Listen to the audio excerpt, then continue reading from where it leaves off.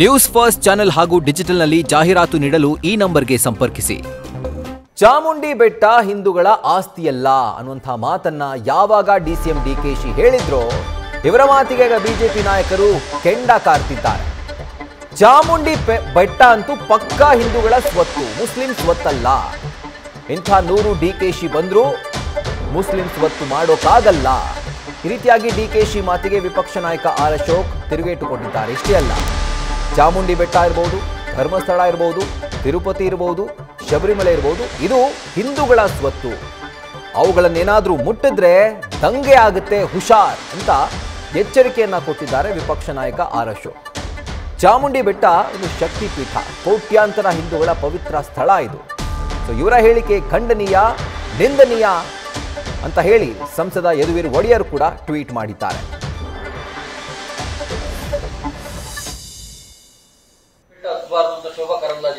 ನೋಡಪ್ಪ, ಚಾಮುಂಡಿ ಬೆಟ್ಟ, ಚಾಮುಂಡಿ ದೇವರು ಎಲ್ಲಾ ಧರ್ಮದವ್ರಿಗಿದೆ, ಹಿಂದೂಗಳ ಆಸ್ತಿ ಏನಲ್ಲ.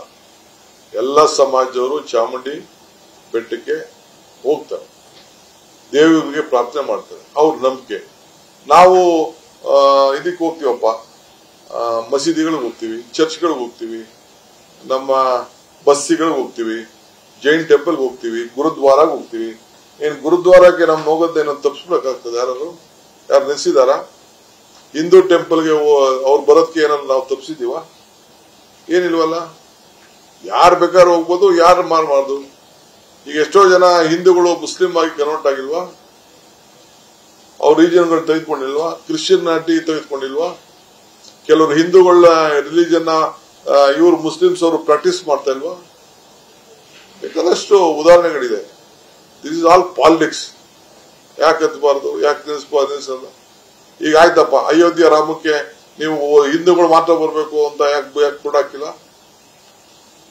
ಅಯ್ಯೋ ನಾಟ್ಬಿಟ್ಟದೆ. ಎಲ್ಲಿದೆ ಆತರ?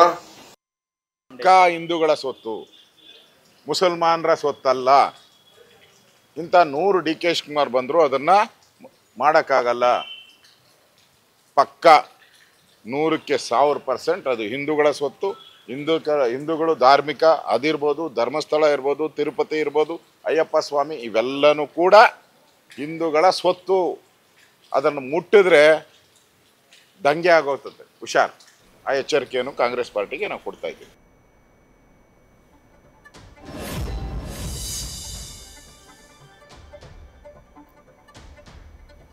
ಇನ್ನು ಯಾವಾಗ ಡಿಸಿಎಂ ಡಿಕೆ ಶಿವಕುಮಾರ್ ಈ ಒಂದು ಹೇಳಿಕೆಯನ್ನ ಕೊಟ್ಟರು, ಇದರ ಕುರಿತಾಗಿ ಸಂಸದ ಯದುವೀರ್ ಒಡೆಯರ್ ಕೂಡ ಟ್ವೀಟ್ ಮಾಡಿದ್ದಾರೆ.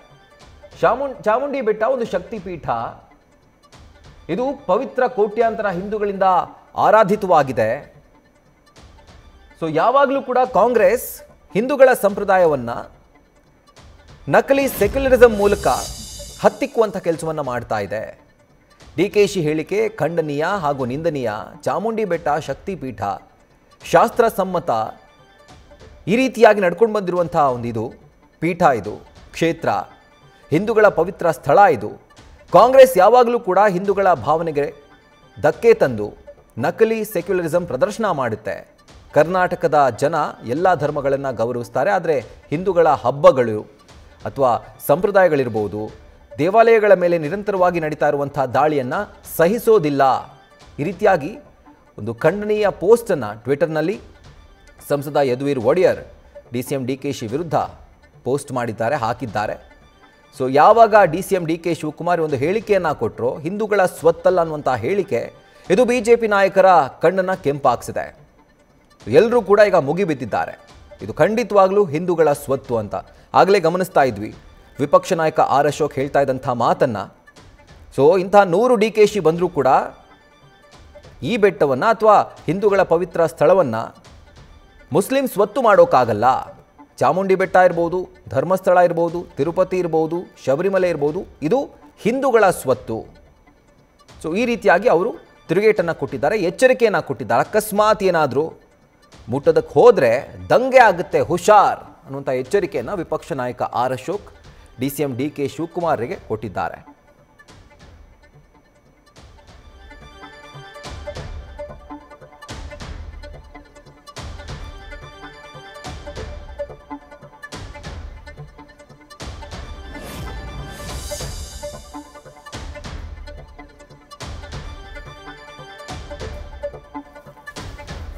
ಇನ್ನು ಬಿಜೆಪಿ ರಾಜ್ಯಾಧ್ಯಕ್ಷ BY ವಿಜೇಂದ್ರ ಕೂಡ ಇದರ ಕುರಿತಾಗಿ ಟ್ವೀಟ್ ಮಾಡಿದ್ದಾರೆ.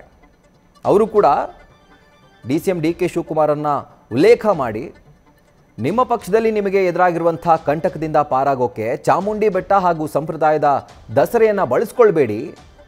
ಬಂಡೆ ಅಂತ ಬಿಗ್ತಾ ಇದ್ದಂಥ ನೀವು ಈಗಾಗಲೇ ಮುದ್ದೆಯಾಗಿ ಹೋಗ್ಬಿಟ್ಟಿದ್ದೀರಾ. ಚಾಮುಂಡಿ ತಾಯಿಯನ್ನು ಕೆಣಕಲು ಹೋದರೆ ರಾಜಕೀಯವಾಗಿ ಭಸ್ಮವಾಗಿ ಹೋಗ್ತೀರಾ, ಎಚ್ಚರ. ಈ ಒಂದು ಪೋಸ್ಟನ್ನು BJP ರಾಜ್ಯಾಧ್ಯಕ್ಷ BY ವಿಜೇಂದ್ರ ಮಾಡಿದ್ದಾರೆ. ಪೈಪೋಟಿ ಮೇಲೆ ನೀವು ನಿಮ್ಮ ಕಾಂಗ್ರೆಸ್ಸಿಗರು ಹಿಂದೂ ಧರ್ಮದ ಅವಹೇಳನ, ಹಿಂದೂ ಧಾರ್ಮಿಕ ಕೇಂದ್ರಗಳ ಅಪಪ್ರಚಾರಕ್ಕೆ ಕುಮ್ಮಕ್ಕು ನೀಡ್ತಾ ಇದ್ದೀರಿ. ಇದೀಗ ಹಿಂದೂ ಪರಂಪರೆಯ ವಿಜಯದಶಮಿ ಹಬ್ಬವನ್ನು ಮಲಿನ ಮಾಡೋಕೆ ಹೊರಟಿದ್ದೀರಿ.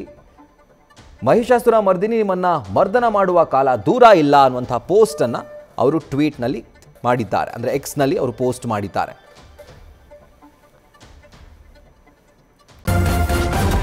ನ್ಯೂಸ್ ಫಸ್ಟ್ ನಿರ್ಭೀತಿಯಿಂದ ನಿಮ್ಮ ಪರವಾಗಿ.